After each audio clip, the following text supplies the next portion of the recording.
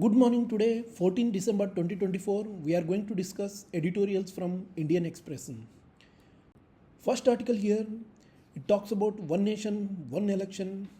Recently, NDA-led government and their cabinet, they resolved the bill for one nation, one election. In this context, article has been written. We will discuss this article in detail.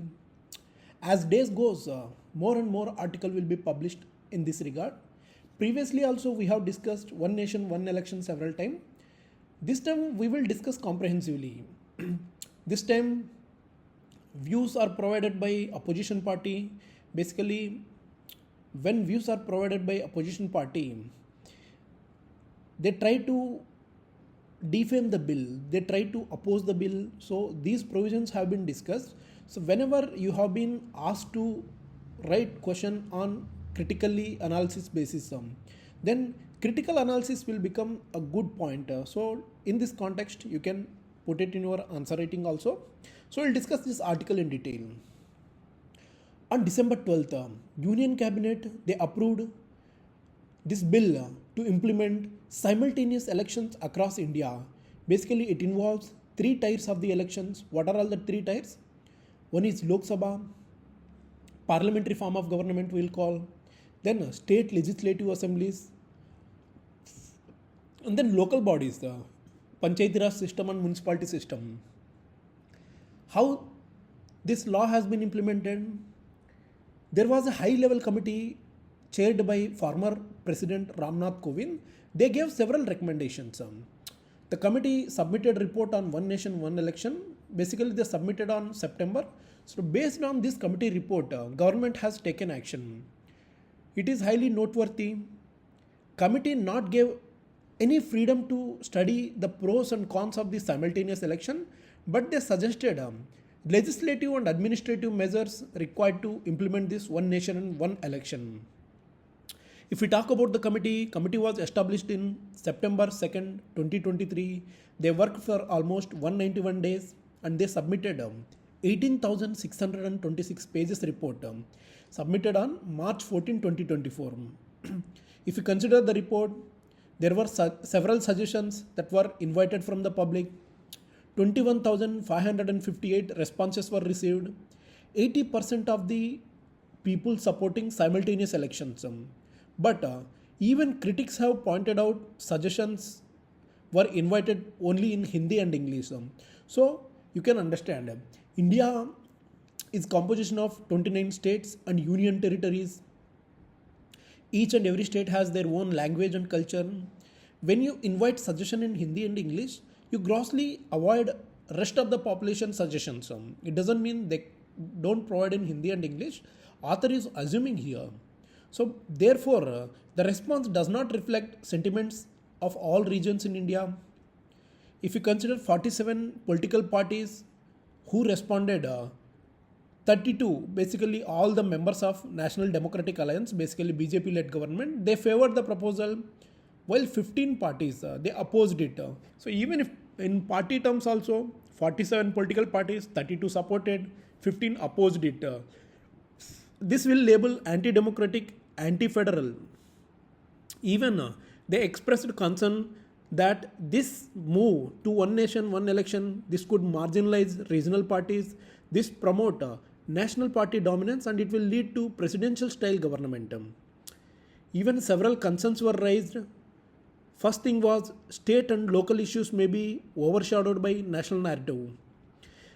Basically, if you see in India, politics are basically dominated by image. If you come to BJP, you can understand the one image, Narendra Modi. When you go to Congress, you can understand one image, Gandhi Parivar.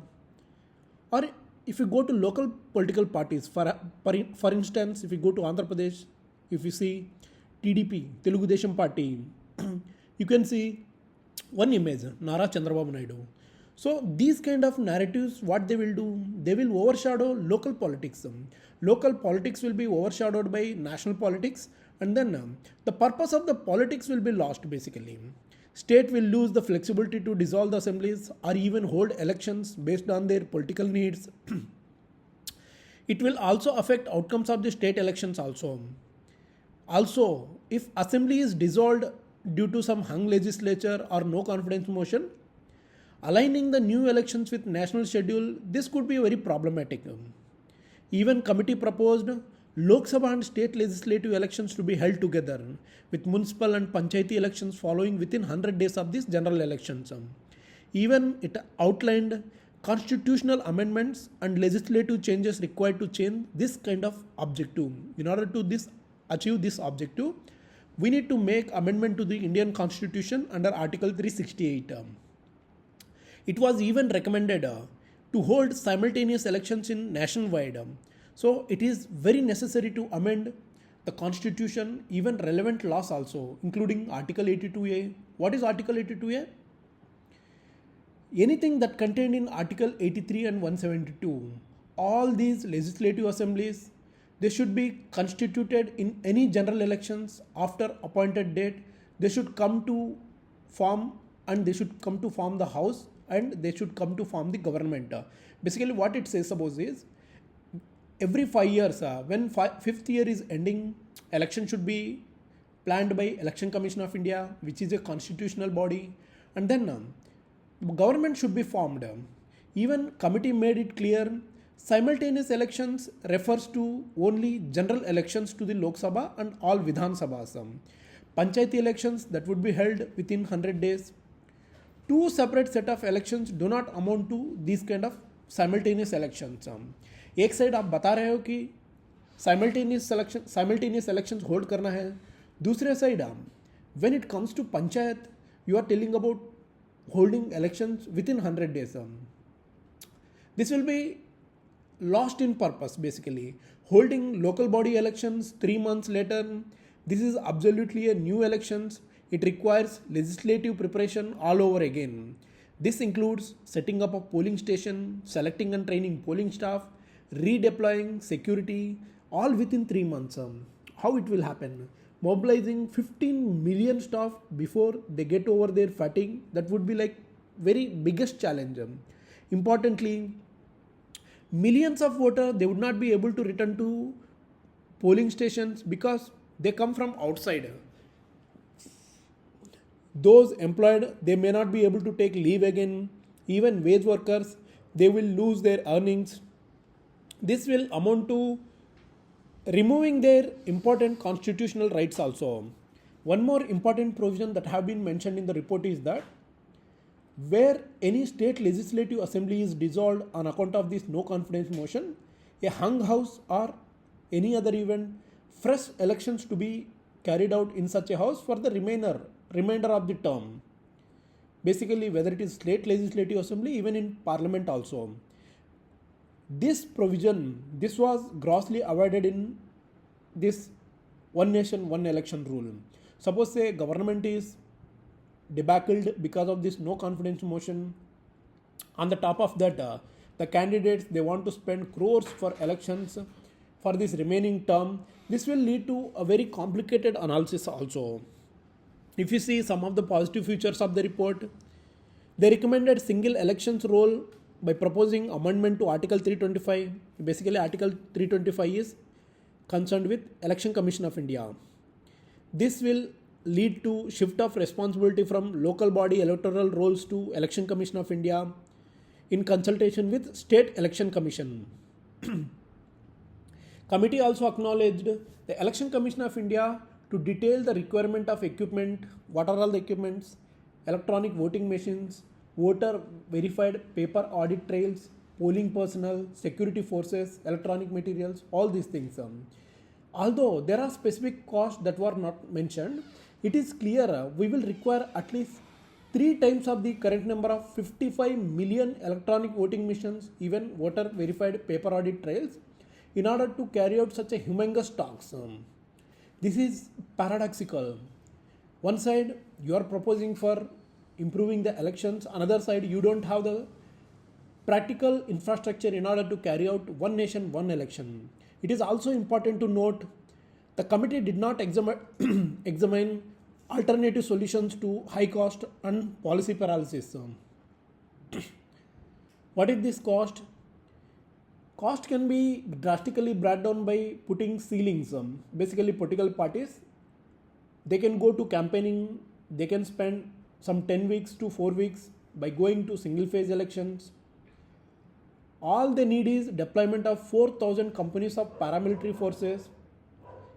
This can be done easily. However, when it comes to other area, it will affect Indian security and sovereignty integrity also.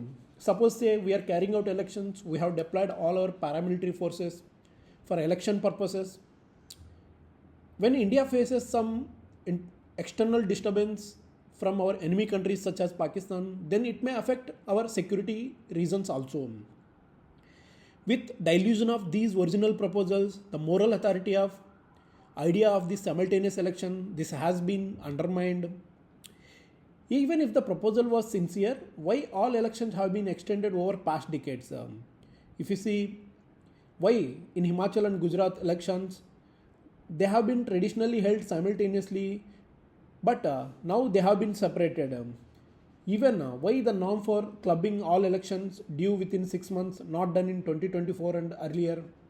Suppose say any government forms, now government declines, within 6 months we need to conduct one election. But why this provision have been diluted, we need to understand them. These things will put a question mark on sincerity of the proposal put forward in the name of national interest. Narendra Modi led government, they have thought about proposal as far as 2013. Before he becoming prime minister, they have cited high cost, disruption to the development activities. He rightly called for national debate to arrive at the consensus regarding this one nation and one election. But after this intense debate, committee examined the proposal, but no consensus was achieved. Taking unilateral decision in the absence of consensus, this will amount to bulldozer technique. Basically, this technique has been followed by much of the ruling-led government states. So this kind of approach is not good. At least bill should be referred to Joint Public Commission to make last-ditch attempt at consensus. This article is written by Qureshi. He is a former chief election commissioner. I feel he was completely linked up with some political party, might be Congress. So his proposals are like entirely divergent from ruling party. But anyhow, the views expressed are good and you can use them in answer writing. Next article we will discuss about technology. Today the world is moving towards power. Instead of bipolar, now world is becoming multipolar. Earlier when we were witnessing about Cold War between United States of America and Russia, there were two polars. They used to rule all over the world. Now if you see multipolar world is originating, China is competing heavily with United States of America. India is becoming destination for huge market and rapidly developing economy. Even India has ambitious target of becoming $5 trillion economy by 2030 and wants to become third largest developing nations by 2030. With these ambitions in mind, power is not only about economy, power is about technology. How we utilize these technological tools will decide who holds the power. So in this context, author says India must join this kind of race. Author begins with, in 1992, presidential elections were happening in United States of America. There was a famous slogan, the economy stupid. This was given by George Washington Bush. And then this kind of statement, they utilized this economy, they pointed out very good manner, because when it comes to George Washington Bush, so he had completely disregarded the economy. Then their successor during election, they campaigned with the economy and stupid. They came back to power with huge manner and they finally occupied in White House. Now what we need to think is technology stupid. Technology, world is entered into frontier technologies. Even we can consider world with those who are having technology, those who are not having technology. Now the real race is not about gross domestic product. Every time we talk about GDP, what is the GDP of the country? But the real term we need to discuss more on technological terms. If you take GDP in real terms, United States of America is ahead of China by at least 10 trillion. But if you take on purchasing power parity basis PPP, China is ahead of United States of America by 4 trillion. Those two countries, they are competing not just about those numbers. It is no longer the case the country with highest GDP that would automatically dominate the world. In this era, 5 or 6 major technologically advanced, they would determine global pecking order. There are several technologies: artificial intelligence, semiconductors, quantum computing, genetic and biotechnology, clean tech space. They all fall under this category. Even weaponization of the world also became into dominance in the 21st century. This week, Google introduced new quantum chip. What is that? Willow. What it will do? This is a kind of chip. This would solve problems in under 5 minutes that would take almost 10 septillion years for fastest computers. So you can understand how much advanced these systems are. Septillion, you mean, what is septillion? Septillion is a number basically. One number followed by 24 zeros, basically trillion of trillions. In 2019, Google developed a processor called Sycamore. What is that? This made history by performing just 200-second tasks that would take supercomputers 10,000 years. This Willow processor chip, this will double the quantum bits. Basically, we will call qubits. This will make a revolution in the technological sector. When Sundar Pichai, he announced about development of Willow, he vowed to tech leaders like Elon Musk. When Elon Musk understand the quantum of this thing, so you can understand impact of the Google's. India also should take this kind of technological challenge very seriously. It has to tighten the belt and the race ahead with all frontier technology areas. Author says, we can challenge this data with relevant data in the present era. Digital age, computing, this saw development of supercomputer, massive storage and processing machines in 1960. First supercomputer, what was that? Cray. This was developed in United States of America 1964. We almost took 20 years to enter the race of supercomputers. When United States of America denied access to this technology, India decided to build its own. Vijay Bhatkar, who is he? He is the architect of supercomputing in India. He built Param 8000 in 1991. Param was the first supercomputer that was built in India. According to our Department of Science and Technology, the first indigenously built supercomputer was Param Shifai. This was installed only recently in Banaras Hindu University in Varanasi. If you see Airavat, what is this Airavat? AI Research, Analytics and Knowledge Assimilation Program. This is India's best supercomputer program so far, but it is ranked 75th in the world in terms of computing capability. Meanwhile, the world is moving to quantum technologies that are millions of times faster, more efficient than supercomputers. Entire future of artificial intelligence and activities that are driven by genome technologies, space, even clean tech, they are depending upon this quantum computing. India, we cannot wait too long to plunge into this kind of race, nor can it be assumed that advanced supercomputing race, it is ahead of curve. Supercomputer, they have limited applicability in the new arena of AI-driven world quantum 2.0. That is why all countries, they are investing heavily in quantum, even other technologies. In 2022, China announced $15.3 billion for quantum technology, almost double of that investment made by European Union states, even around 5 times that of United States of America. So you can understand how much they are investing in clean technologies.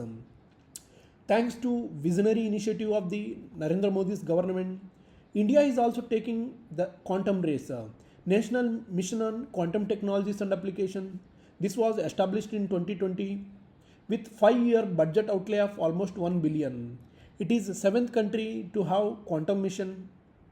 But we need to do much in terms of actual research, even output also. If we take top 10% of the most cited papers on quantum technology, India is ranking in 20th. Even on the patent front, India ranks 9th with around 340 patents in quantum technologies. China with over 57% of the patents, US is almost 28%, they are leading the race. Countries, they won't have long gestation period for the progress. Even if you can understand from world history, the takeoff begins due to visionary leadership, relentless pursuit in just 10 to 15 years.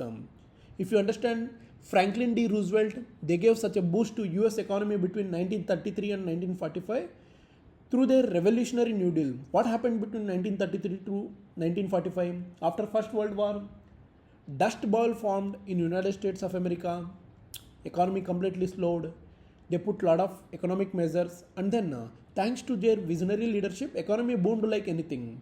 World War II helped the United States to build strong military industrial complex. Something similar was unfolded in Soviet Union under Stalin and Khrushchev.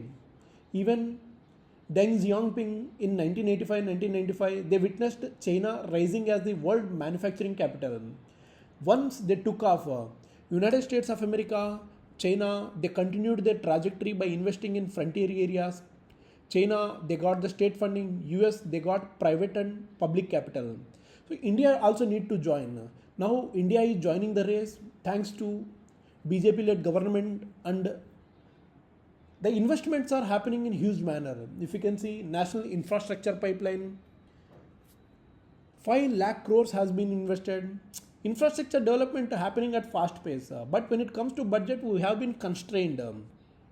If India joins to this league, it needs decades of leadership vision, resource allocation jointly by both public and private institutions. Whether India can achieve this. As author says, the news that Gukesh Domaraju, who is this guy? He is a 18-year-old chess prodigy from Tamil Nadu. He defeated Chinese challenger Ding Liren and he became world champion.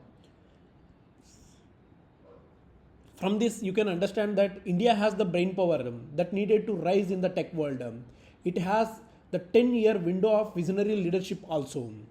In the last time, the digital revolution that swept the world in 1980s and 1990s, India's foremost IT entrepreneurs, they seized the opportunity. With government leadership, they are committed to taking country forward in frontier tech era. There is a huge opportunity for private, public institutions to go forward. Sadly, we still don't seem to realize the real infrastructure spending needed in 21st century is not just about physical, but also artificial intelligence infrastructure. This article is written by President India Foundation. So this is the article about, in order to hold the power, we need to focus more on technology, on technological terms. Next article we will discuss about Switzerland. Switzerland basically suspended this MFN status. What is this MFN? Most favored nation to India, because India divided some tax avoidance agreement. So we'll discuss this article. What is this most favored nation status? You will hear these terms again and again. Whenever country has been given most favored nation status, there will be huge advantage to the country in terms of the trade practices between the country. Tariffs will be very less, and then premium products will be exported. Then India's export capacity and export potential will also grow. So in this light, we will discuss this article in detail. So in what could be potentially impact Swiss impact investment in India? Higher taxes on Indian companies, those are operating in Switzerland, starting from 1st January 2025. Basically, Switzerland, they suspended most favored nation clause in the double taxation avoidance agreement. What is that? India and Switzerland, they entered this agreement called double taxation avoidance agreement in 1994. Even both countries amended in 2010. A statement was released by Swiss government on 11th December. They told that they are removing this most favored nation clause to India. This decision follows ruling by Indian Supreme Court last year. What they told? Supreme Court told double taxation avoidance agreement cannot be enforced unless it is notified under Income Tax Act. As a result, Switzerland-based companies, what are all those in India? Basically, Nestle. Nestle is one Switzerland-based company. They face higher taxes, basically on dividends. Supreme Court ruling, they effectively overturned Delhi High Court order. Delhi High Court order ensured that these companies and individuals, they were not subjected to double taxation. What do you mean by first thing, double taxation? Suppose say one company from Switzerland is coming and investing in India. When you have this agreement, so that company, suppose say Nestle, it is Switzerland based company. They can be taxed for their profits in Switzerland only. They cannot be taxed in India, or they can be taxed in India, they cannot be taxed in Switzerland. This double taxation, their money they are investing in India, they are taking back again investing in Switzerland. Taxation cannot happen twice. This is what happening precisely in India based on recent Supreme Court decision in order to put income tax bracket on these countries and the companies that are coming from these countries.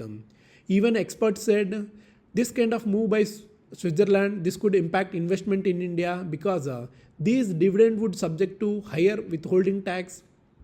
India and 4 European nations, they have European Free Trade Agreement. This is a intergovernmental grouping of Iceland, Liechtenstein, Norway, Switzerland. We have signed this free trade agreement wherein this European Free Trade Agreement countries, they are committed to investment of 100 billion investment in India over 15 years. So this kind of $100 billion investment will go off. When it comes $100 billion investment in India, you can understand the quantum of jobs can be created, quantum of technologies that can be brought. Even from technological point of view also you can understand that how much impact it can make in India. However, the Swiss embassy, they said there is no direct impact on the European Free Trade Agreement and India TEPA. Even the decision can negatively impact investment from Switzerland to India.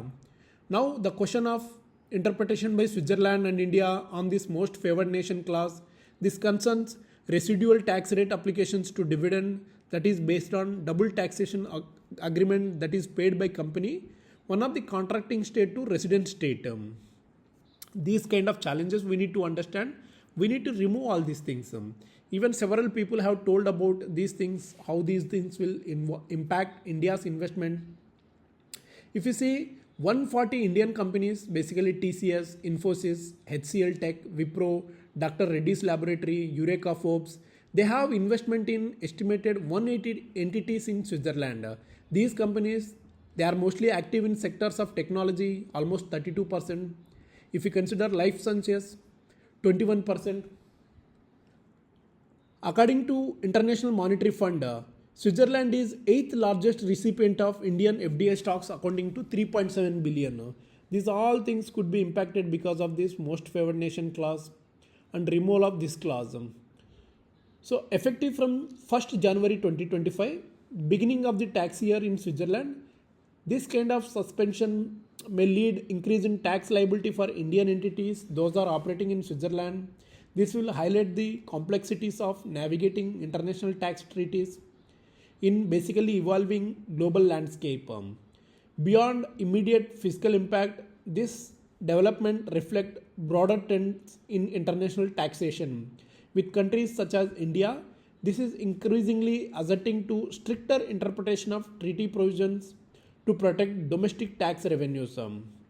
Even it further highlights the necessity of aligning treaty partners to the interpretation, even application of treaty clauses to ensure the predictability, inquiry, stability on the international tax framework.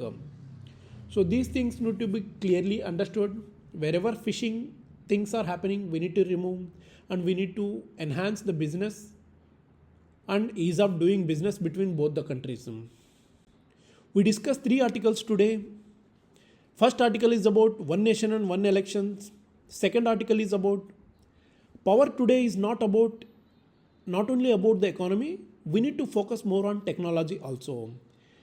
Third article, we discussed about Switzerland. It suspended most favored nation status to India in response to this double taxation avoidance agreement. So that's it for today. Thank you very much.